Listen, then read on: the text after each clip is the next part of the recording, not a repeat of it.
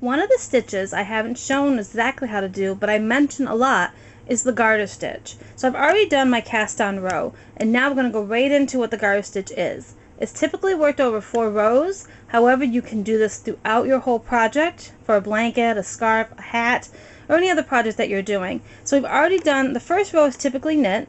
Now the second row is where we purl. And as you've seen me do in other videos, you just grab that, put your working yarn under it so you can turn it and make a loop, and place that loop back on the peg. So again, work your yarn through there, move that over, and put it back on the peg. So again, the first row of the garter stitch is knit, which is already done when you did your cast on row.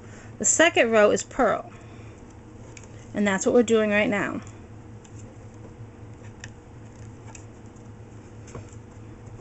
This is a fairly quick, easy stitch to do, and basically you're just going to be knitting a row or purling a row.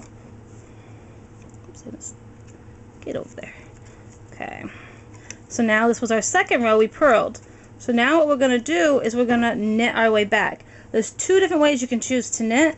You can choose to do the excuse me, the E-wrap method, which most of us do, where we wrap the peg like that and then we knit over.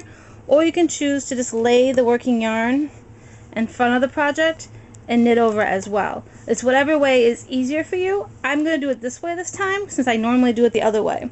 So if we want to knit this way, this is going to be our third row, and we're going to knit it. So we're going to go, just leave the yarn in front and knit over.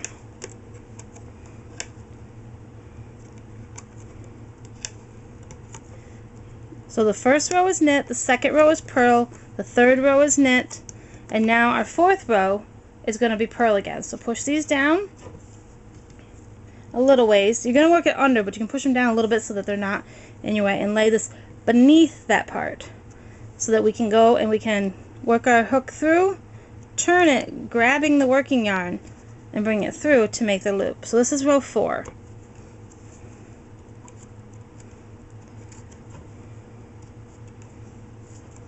So whenever you hear someone talk about the garter stitch, and again, I do mention it a lot, this is all it is. It's all basically knitting a row, then purling a row, knitting, then purling.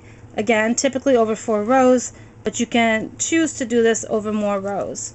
So I thought I'd take this opportunity to show you it a little more specific to it. And you'll see in a minute once I get this last one purled.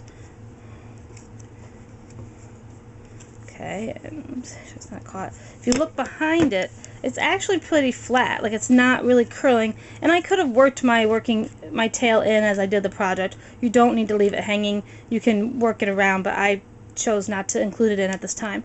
But if you can see it, it's actually, if I turn it a little more, you can see it's kind of flat. It's not really curling, and what's great is this is a stitch that you can continue doing. So we just did a purl, so if I wanted to keep going, I would just knit, then purl, knit, then purl. That's all you do for the garter stitch. Again, it's typically worked over 4 rows. So I've already done 4 rows, and this is what I've got on the all-in-one loom. But if you're doing the Nifty Knitter loom or a different wider gauge, and the gauge is the space between the pegs, then you may need to use more than 1 strand. But this is all it is. This is 4 rows done in it. You can choose to keep going, and again, it just helps to create a more flat edge. So I hope this helps.